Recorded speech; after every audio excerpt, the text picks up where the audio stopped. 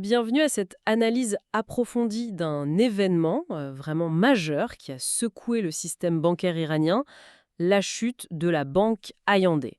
Fin octobre 2025, la nouvelle est tombée, dissolution et absorption par la banque Melli. C'est le gouverneur de la Banque centrale d'Iran lui-même qui l'a annoncé. Oui, c'est en effet un tournant très significatif. Faut voir que Banque Ayandé, c'était pas une petite banque, hein. Son effondrement, ça met en lumière des problèmes structurels anciens et vraiment profonds. Et pour comprendre tout ça, on s'appuie notamment sur une analyse assez pointue. Oui, celle de Gholam Hossein Davani. C'est un expert comptable iranien très réputé qui connaît bien le dossier parce qu'il a même audité Tad Bank, qui était l'ancêtre d'Ayandé. Donc il a une perspective historique intéressante. D'accord. Notre objectif aujourd'hui, c'est donc de décortiquer un peu tout ça. Les racines de cette faillite, identifier les erreurs spécifiques de la banque, regarder ce processus de résolution, le gozir, comme ils l'appellent, Mhm. et puis comprendre ce que ça implique pour le système financier iranien et bien sûr pour les millions de déposants. Alors, commençons peut-être par le contexte. Comment un tel géant a-t-il pu s'effondrer? Pour comprendre Ayandé, il faut vraiment remonter plus loin. Un phénomène assez persistant en Iran, la prolifération des institutions financières non agréées. Ça a commencé avec les fonds Gharzala Sena. Ah oui, les prêts charitables sans intérêt, c'est ça? C'était censé être ça, oui. Mais après la révolution islamique, et surtout après la guerre contre l'Irak, beaucoup d'organismes ont un peu utilisé ce statut ou celui de coopérative de crédit, disons sans toujours avoir une réelle vocation charitable derrière. C'était une façade, en quelque sorte, et ça a vite dégénéré, j'imagine. Oui, surtout à la fin de la guerre. On a vu émerger des sociétés dites Moudaraba, c'est un type de partenariat financier islamique, et certaines, comme les tristement célèbres Sahar et Elika, promettaient des taux d'intérêt complètement ahurissants, Ah oui, genre 48% par an. Ça menaçait directement les banques établies, évidemment.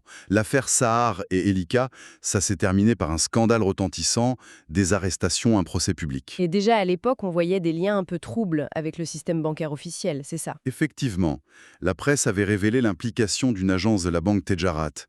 C'est un schéma qu'on retrouve malheureusement. Des entités pas vraiment régulées qui captent l'épargne avec des promesses irréalistes. Et souvent, il y a une certaine, disons, complaisance ou en tout cas des failles dans la supervision. Hmm.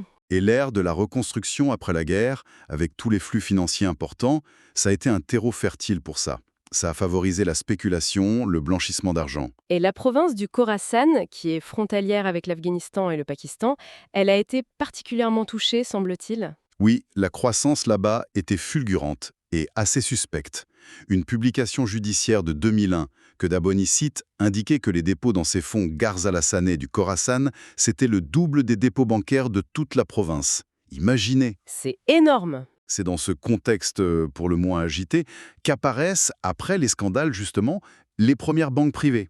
Et Shine Bank, la future banque Ayandé, en fait partie. Exactement. Elle est fondée fin 2009. C'est la 8e banque privée. Mais très vite, elle va se retrouver en difficulté, principalement à cause d'un projet immobilier complètement démesuré, l'Iran Mall. Ah oui, j'en ai entendu parler, ce complexe commercial et culturel gigantesque à Téhéran. On parle de 1,7 million de mètres carrés, c'est ça? Colossal. Et c'est Shine Bank, puis Ayandé, après la fusion, qui a financé la quasi-totalité du projet. Sa valeur officielle début 2024 s'est estimée à 335 trillions de toman. C'est difficile de se représenter. Pour donner un ordre de grandeur, au taux de l'époque, ça faisait dans les 5,5 milliards de dollars US. C'est une somme considérable. Comparable à la valeur d'un immense complexe résidentiel comme Ekpatan. Mais Ekpatan, ça a coûté beaucoup plus cher à construire, en réalité. Cet investissement massif, ça va devenir le vrai talon d'Achille de la banque. D'ailleurs, Tat Bank a perdu sa licence assez vite en 2013 pour diverses violations. Et c'est là qu'elle est fusionnée avec d'autres entités qui étaient aussi en difficulté, Salidine et Ati, pour créer Bank Ayandé en 2014. Tout à fait. Et c'est là qu'une figure centrale émerge, Ali Ansari. Il est considéré comme l'actionnaire principal d'Ayandé, un personnage dont le nom est réapparu récemment, en octobre 2025, dans les sanctions britanniques. Ah oui. Pourquoi? Londres l'accuse de soutien aux activités hostiles de la République islamique. Ils allèguent un financement du corps des gardiens de la Révolution islamique, le CGRI. Du coup, ses avoirs au Royaume-Uni ont été gelés. Ça soulève une question intéressante que Davani pointe aussi, cette confusion fréquente en Iran entre l'actionnaire, la personne physique, et la banque, qui est une personne morale. C'est un point absolument crucial. L'analyse de Davani rappelle qu'en droit iranien, une société, c'est une propriété conjointe, mâle et mocha. Normalement, les décisions importantes devraient être collectives. Mais trop souvent, l'actionnaire majoritaire traite la banque comme si c'était sa tirelire personnelle, quoi. Il puise dans les ressources comme bon lui semble. Et c'est ce qui semble s'être passé avec Ayande, C'est exactement ça, oui. au final. Le cœur du problème, si on simplifie, c'est qu'Ayandé prêtait massivement à ses propres filiales, notamment pour financer ce fameux Iran Mall. Le souci, c'est que ces filiales étaient incapables de rembourser. D'accord. Donc, pour combler le trou de liquidité, la banque faisait quoi? Elle attirait de nouveaux dépôts en offrant des taux d'intérêt très, très élevés, bien au-dessus du marché.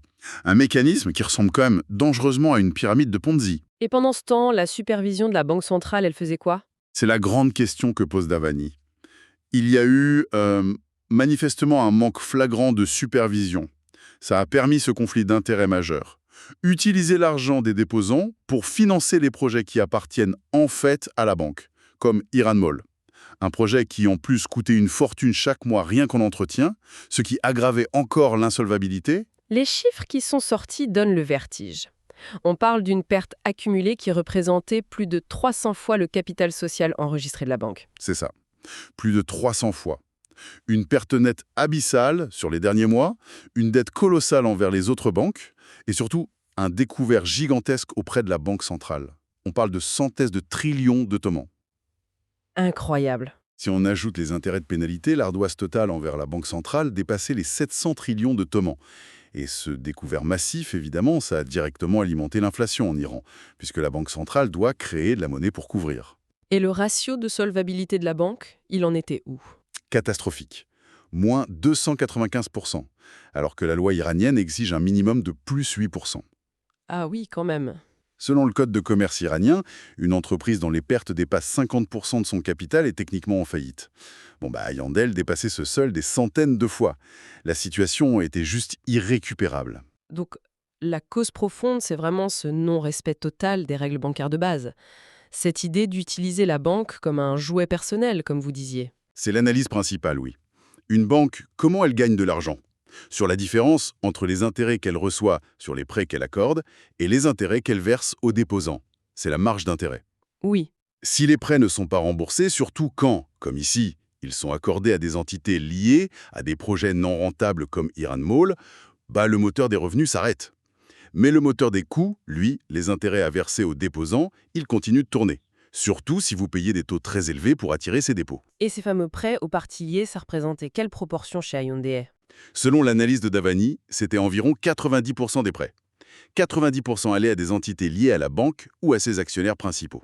Alors que la limite légale en Iran, c'est plutôt autour de 3%, peut-être un peu plus dans certains cas, mais on est très loin des 90%. C'est ahurissant. L'argent était complètement englouti dans des projets gelés, non rentables, et on parle aussi d'allocations de devises subventionnées qui auraient profité personnellement à l'actionnaire majoritaire pour des investissements à l'étranger. Davani mentionne des appartements de luxe à Londres, par exemple. Face à une telle catastrophe annoncée, pourquoi on n'a pas simplement fermé la banque? Pourquoi passer par cette procédure compliquée de gosier? Une fermeture brutale, ça aurait été socialement explosif. Imaginez, 7 millions de déposants, des milliers d'employés sur le carreau du jour au lendemain. Le gozir, ou la résolution bancaire, c'est une procédure qui est maintenant prévue par la nouvelle loi sur la Banque centrale. Elle s'inspire des standards internationaux. L'idée, c'est de gérer la crise de manière ordonnée, d'éviter la panique. D'accord. La banque n'est pas liquidée immédiatement. Son entité légale continue d'exister, mais elle est placée sous une administration spéciale. Et concrètement, ça se passe comment, cette résolution? C'est le Fonds de garantie des dépôts, le FGD, qui prend les commandes. C'est lui l'autorité de résolution. Les dépôts et certains actifs jugés sains sont transférés à une banque repreneuse. Ici, c'est Banque Melli qui a été choisie. Ok. Ensuite, le FGD évalue précisément les dettes et les actifs restants d'Hyundai avant de décider de la suite. Est-ce qu'on liquide ce qui reste? Est-ce qu'on restructure certaines parties? Mais le point essentiel, c'est d'assurer la continuité des services pour les clients. Donc les déposants n'ont rien vu ou presque? C'est l'objectif. Les 7 millions de déposants sont devenus clients de Banque Melli, en principe sans interruption de service. Leurs contrats de dépôt, par exemple, sont honorés jusqu'à leur échéance. Et pour les employés et les actionnaires, qu'est-ce qui se passe? Pour les employés, la promesse est qu'ils sont tous repris par Banque Méli sans licenciement. Pour les actionnaires ordinaires, je parle de ceux qui ne sont pas liés aux malversations, les petits porteurs, ils ont eu le choix. Lequel? Soit vendre leurs actions immédiatement au FGD, à un prix fixé, le plus haut cours de l'action sur l'année passée apparemment, soit attendre la fin du processus, la liquidation finale des actifs restants, et recevoir une part de ce qui restera, s'il reste quelque chose, au prorata de leurs actions. C'est une approche assez différente des fusions qu'on avait vues avant, comme celle des banques militaires qui ont été absorbées par Banque CEPA, non? Oui, c'est différent.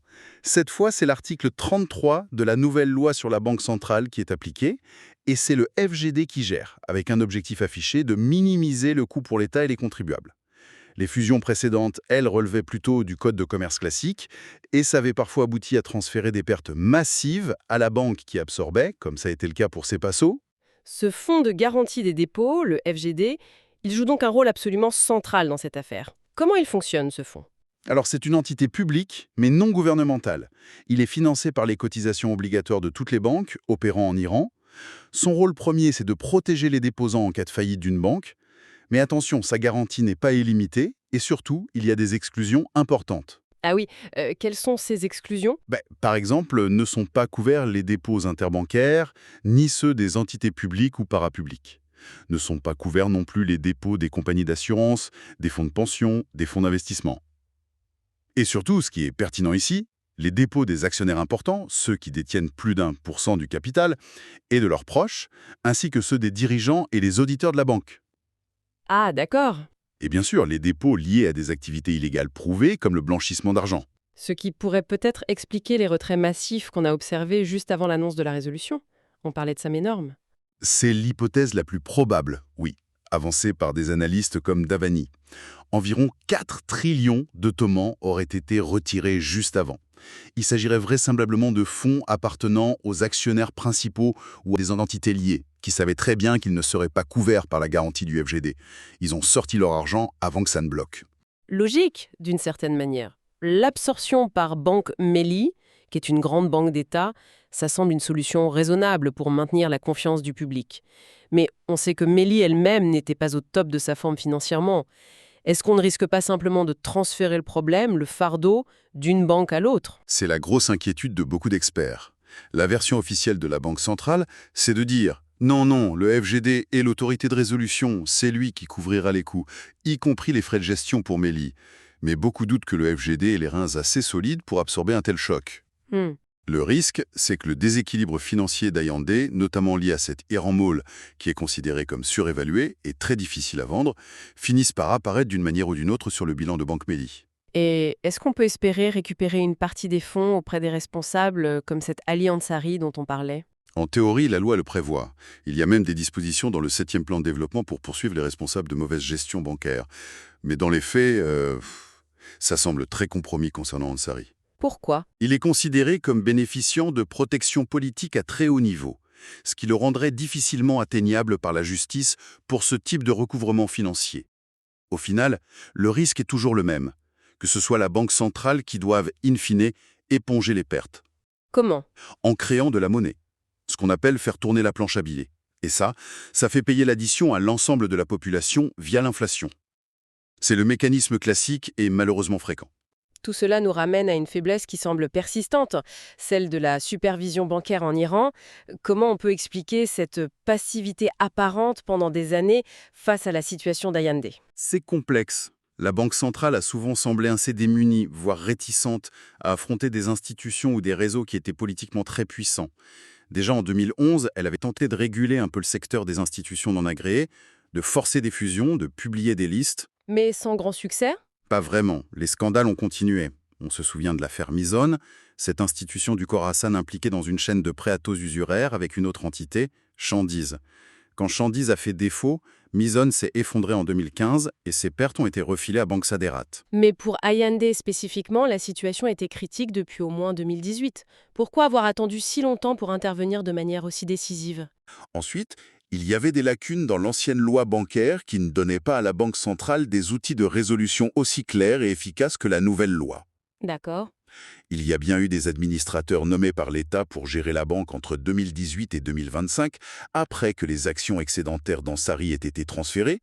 Mais sans une injection massive de nouveau capital par les actionnaires, ce qu'ils n'ont jamais fait, c'était mission impossible vu l'ampleur abyssale des dettes par rapport au capital initial qui était dérisoire. La résolution était devenue la seule issue. Si on revient un peu aux origines, qu'est-ce qui a permis à toutes ces institutions non agréées, qui sont un peu à la source du problème, de prospérer autant pendant les années? Il y a eu une combinaison de facteurs, je pense. D'abord, des stratégies assez malignes. Utiliser des noms à connotation religieuse pour inspirer confiance, comme Garza Lassané ou des noms de saints. Ensuite, offrir des taux d'intérêt très attractifs, bien sûr. Surtout dans un contexte d'inflation élevée, j'imagine. Exactement. Quand l'inflation est forte, les gens cherchent désespérément des placements pour protéger leur épargne. Ces institutions répondaient aussi parfois à des besoins que les banques classiques couvraient mal, comme les prêts. Et puis, il y avait l'influence politique et la réputation des fondateurs, qui offraient une sorte de garantie implicite, de protection. Et l'objectif derrière tout ça, selon Davani? Souvent, selon lui, l'objectif des organisateurs de ces structures, c'était de capter le pouvoir économique, pour ensuite asseoir ou renforcer une domination politique. Un levier de pouvoir. L'exemple de Tamen Ol-Hajjaj, une autre de ces institutions non agréées qui a fait faillite, est assez révélateur de cette influence, non? Ah oui, tout à fait. Son PDG, un certain Aboul Fazl Mirali, qui n'avait même pas le bac, aurait eu assez de pouvoir, selon des témoignages, pour menacer physiquement le gouverneur de la Banque centrale de l'époque avec une arme. Incroyable. L'institution utilisait l'argent des déposants pour racheter des entreprises qui avaient été privatisées, comme Kishwater and Power. Elle bénéficiait clairement de la protection de personnalités politiques et religieuses de premier plan. Et d'ailleurs, lors de sa chute, on a bien vu que les petits épargnants ont été largement lésés, alors que les gros déposants, souvent issus des élites politiques ou religieuses, eux, ont été protégés et remboursés. Ce manque de transparence et ce mépris quasi systématique de la réglementation, ça semble être une constante. Oui. En 2016, il y a eu un rapport du Centre de recherche du Parlement iranien qui parlait de plus de 700 institutions financières dans le pays, dont à peine 1000 étaient réellement agréées par la Banque centrale. Une situation qualifiée de critique. Pourtant, publiquement, les autorités de l'époque, sous Rouhani, niaient le problème. Le nettoyage qui a suivi a coûté une fortune à l'État, au moins 50 trillions de toman. Et les règles de base étaient bafouées. Complètement. Les limites de participation au capital, par exemple. La loi, issue de l'article 44 de la Constitution, limite la participation individuelle à 5% dans une banque privée. On a vu qu'Ansari contrôlait bien plus que ça chez Tata Yandé. Pareil pour les limites sur les grands risques, c'est-à-dire les prêts importants à un seul emprunteur ou groupe lié. Ces fameux 90% de prêts au lié chez Ayandé. Voilà. Alors que la limite légale, c'est plutôt 10 ou 15% du capital de base de la banque, 20% maximum avec accord spécial de la Banque centrale. Et Ayandé n'était pas la seule. Davani cite aussi l'exemple de Banque Passargad, où, à un moment donné, 75% des prêts allaient aux filiales et actionnaires liés. C'est énorme. Davani avait d'ailleurs écrit un texte satirique assez percutant en 2019, je crois, intitulé « Comment je suis devenu banquier ». Ça résumait bien le système, hein. Oui, c'était une sorte de manuel du parfait banquier véreux en Iran, basé sur des observations réelles, évidemment. Ça racontait, sur un ton ironique et glaçant, comment un type bien connecté s'enrichit après la guerre, puis décide de créer une banque pour rapatrier et blanchir son argent. Comment il s'y prend dans la satire? Il obtient la licence grâce à ses connexions et des prête-noms. Il apporte le capital initial avec des biens immobiliers complètement surévalués. Il utilise des garanties bancaires croisées pour prendre le contrôle d'une banque, puis il en fonde une deuxième. Il collecte massivement des dépôts en offrant des taux élevés. Il utilise ces dépôts pour titriser des propriétés pourrées. Il crée des filiales partout, buy, change, leasing, construction. Un schéma classique, en fait. Il transfère ses biens immobiliers à sa société de construction à des valeurs encore plus gonflées. Il obtient des prêts massifs garantis par ces mêmes biens, il manipule la comptabilité pour afficher des profits fictifs et lever plus de capital. Il achète des actifs publics privatisés à bas prix et surtout, il neutralise tous les contrôles en achetant tous les sifflets, comme il dit. Le tout avec une impunité quasi totale, même s'il se fait arrêter parce que rien n'est à son nom. Il avait d'ailleurs averti dès 2020 que ces banques étaient comme des bombes nucléaires prêtes à exploser. Au résumé, si on essaye de synthétiser, la chute de Banque Ayandé, ça apparaît vraiment comme le symptôme d'un mal beaucoup plus profond. Une combinaison toxique de plusieurs éléments. C'est ça, Une supervision bancaire historiquement défaillante, souvent impuissante face au réseau politique. Des conflits d'intérêts criants, comme celui de l'Iran Moll, des prêts accordés de manière totalement irresponsable, surtout aux proches du pouvoir ou de la banque elle-même, une culture de l'impunité assez généralisée. Et cette tendance à utiliser les banques comme des outils personnels au service d'intérêts privés, et non comme des institutions au service de l'économie. Et l'ironie de toute cette histoire, c'est que l'actionnaire principal, Ali Ansari, qui est soupçonné de multiples irrégularités financières, cultivait en même temps une image de grande piété. Oui, Davani raconte qu'il allait jusqu'à faire don de tapis de prière coûteux, qui étaient en fait payés par des billets à ordre tirés sur la banque elle-même. C'est assez cynique. Pendant ce temps-là, c'est la Banque centrale qui risque de devoir créer de la monnaie pour combler le trou béant laissé par la banque, faisant supporter le coût final à tous les Iraniens via l'inflation. Et M. Ansari, lui, selon les dernières informations, serait toujours libre à Téhéran. C'est la réalité, semble-t-il. Ce cas Allende met vraiment crûment en lumière cette imbrication extrêmement complexe et malsaine entre la finance, la politique et les intérêts personnels en Iran. Alors, la question qui reste en suspens et qui nous dépasse un peu aujourd'hui, c'est celle-ci. Au-delà de la résolution de Banque Allende, quel changement structurel vraiment profond serait nécessaire pour essayer de briser ces cycles de crise à répétition et pour instaurer enfin une gouvernance bancaire qui soit réellement transparente, responsable et indépendante du pouvoir politique dans le pays? C'est une vaste question pour une autre fois, sans doute.